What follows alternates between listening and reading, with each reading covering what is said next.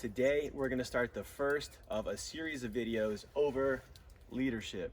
Leadership is super important, from everyday situations of a student going to school or to once in a lifetime opportunities of sending a team to the Super Bowl or winning Game 7 of the World Series. Leadership is what's gonna get you there and what's gonna keep you operating at a high level. Now, something I say to everybody to whom I talk about leadership, with whom I talk about leadership, to whom I talk about leadership, something I say to everybody, something I've told my kids several times, and something I'm probably gonna say on several of these videos, not just about leadership, but videos in general, is that everybody is a leader. Whether you have an actual position of leadership in your scout troop or on your sports team or in your office at work, whether you're an actual leader or whether you're just some guy or girl who's going to school, people are looking at you. People are noticing if you're doing the right thing or not. If you're doing the right thing day in and day out, if you're showing up on time, if you're putting in the work, if you're asking the hard questions, people are going to take notice of that, whether it's your bosses, whether it's your coworkers, whether it's your teammates, whether it's your fellow scouts, whoever, in whatever capacity you find yourself. It's going to help everybody out in the long run. Doing the right thing, being in the right place at the right time, asking the right questions, having everything that you're expected to have. It's everyday leadership. Everyone's a leader. We got that. But when it comes time for an actual adventure, like this is a channel about adventure, right? If you're going to go on a camping trip, there needs to be designated leadership. You need to have one person who's designated in charge overall, and then that one person can delegate responsibility of anything and everything throughout the group as a whole. So that gets us into formal leadership versus informal leadership, which is basically just what I was already talking about in general. If you're a formal leader, let's use Boy Scouts as an example, because that's the most relatable thing that I feel like I have to talk about when it comes to Boy Scouts.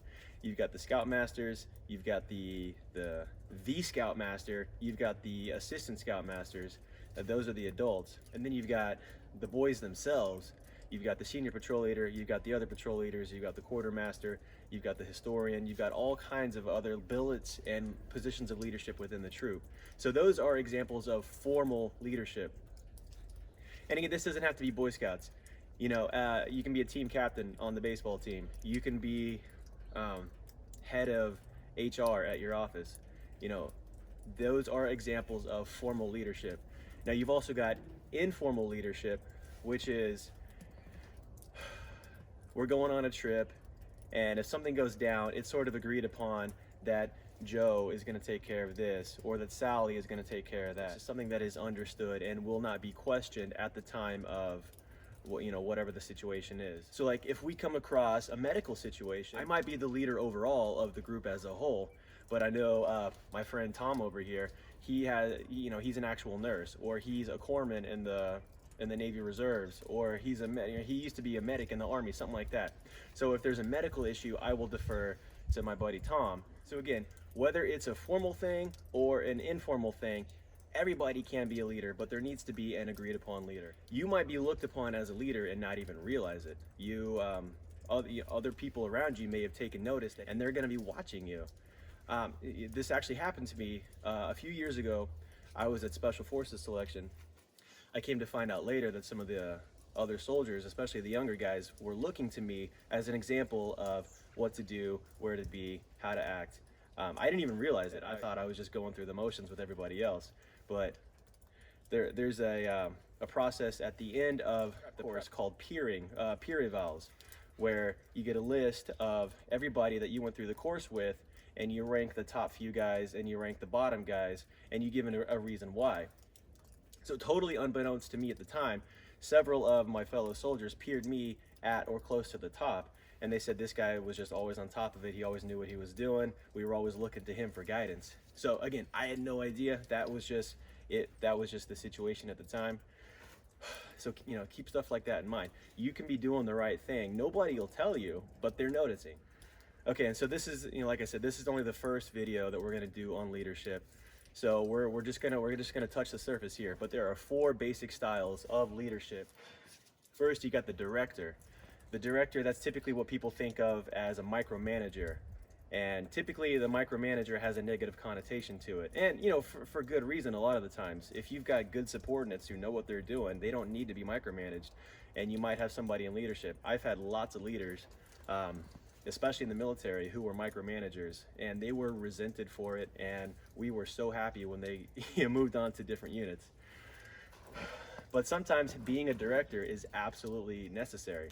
For example, one of the camping trips I was on, I was out on a hike with some boys, and one of the boys in the troop, let's just say he was going through some personal stuff, and he wasn't making some very good decisions at that point in his life. And one of those bad decisions he made was lighting matches and throwing them on the ground. Stupidest thing he could have done. It was the middle of summer in Oklahoma, dry. We were in a heat wave. We had foot tall grass. And for whatever reason, this genius was lighting matches and throwing them. Now, it doesn't take a genius to know that pretty soon we were in the middle of a raging fire, and we ran for help.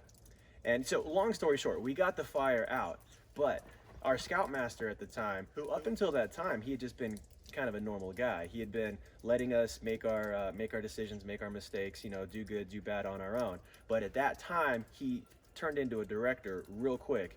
You go get help. You get that water jug, get over there. You grab those shovels, hand those shovels out. Like, one by one, he gave everybody a job, and everybody, within a matter of literally seconds, was engaged in fighting this fire. And a situation that looked like it was going to be an out-of-control wildfire, within a few minutes, we had it under control. Okay, after the director, you've got the coach. The coach, a lot like the director, he's using mostly one-way communication. The director is all one way. It's just me to you, you do this. The coach is mostly one-way communication, but depending on the proficiency level of his subordinates, he's allowing some give and take. He's listening. He's sending his guys in the right direction, like a basketball coach. He's from the sidelines shouting out a defensive arrangement or an offensive play, and he's trusting his guys to execute that offensive plan. So after the coach, you've got the supporter. The supporter is almost all two-way communication. It's almost all give and take. I'm going to give you suggestions, but I'm also going to listen to what you have to say. And we're a team. I'm one of you. I mean, I'm in charge of you, but I'm also one of you. I value what you have to say. That's the supporter. The supporter is give and take. You're going to offer guidance, are going to offer whatever help necessary. They're mostly there as a facilitator to make sure things happen. Finally, you've got the delegator.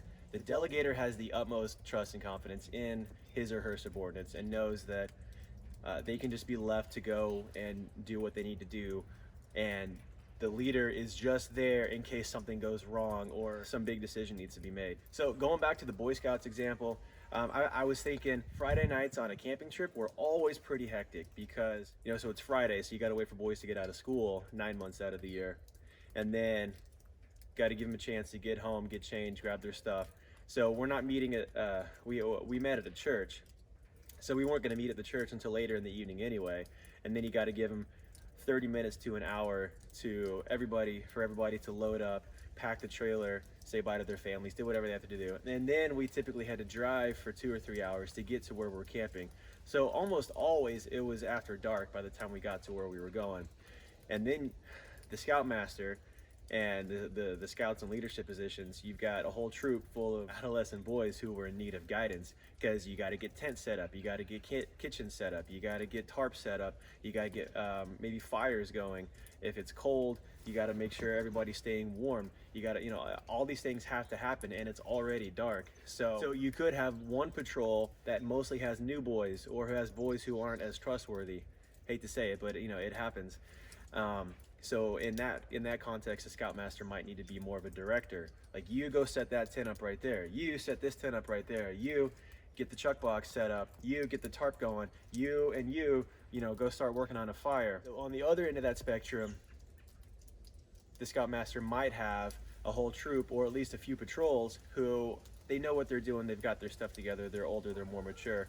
So essentially, the Scoutmaster might know, as soon as we get there, I can just start working on my own stuff because I know that these boys have it under control. When I was in Scouts, we went through periods where we needed more directing and periods where we needed more where delegation was more appropriate. One last quick thing about leadership is that it's a necessity. You might be out with a group of friends and there might not be a legitimate, an actual leader who's been defined. And that's 9 times out of 10 that might work out okay. But if you've got a medical emergency or somebody gets lost or there's an unforeseen circumstance, leadership might be needed right away. And it's important to have a leader already designated because in a leadership vacuum, the person who's best at, who's best suited for leading in that particular situation might not be the one who steps up. A lot of times it's the loudest or the most vocal person who just decides that they're the leader. And sometimes that's great, but sometimes that's not that's not right. So, and I get it that can cause friction between friends if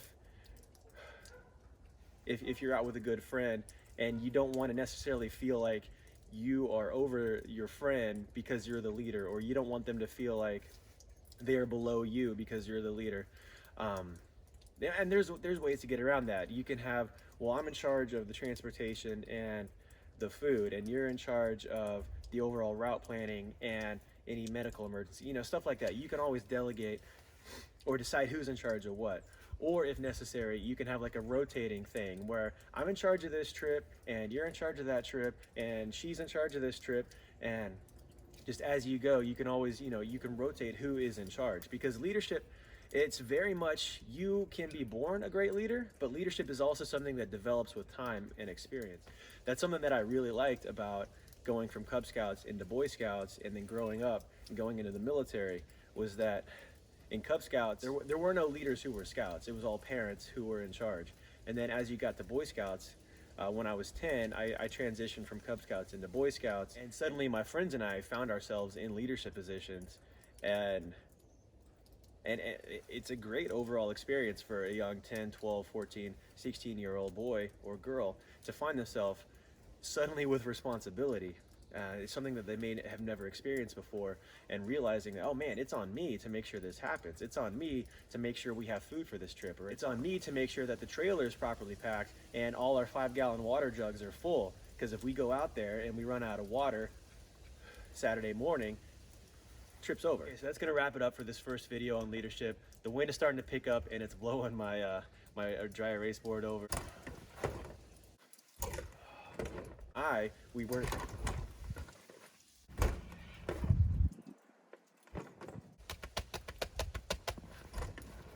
Be the leader of the group as a whole.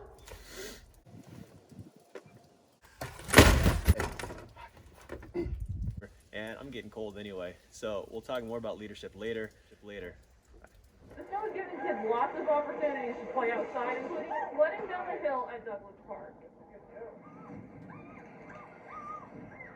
Kids enjoying the fresh snowfall, sledding, building snowmen. I could hit my brother in the head with a giant snowball. Parents enjoying themselves as well. I love the winter. Honestly, I wish Oklahoma was colder overall. Meanwhile, the city is hard at work.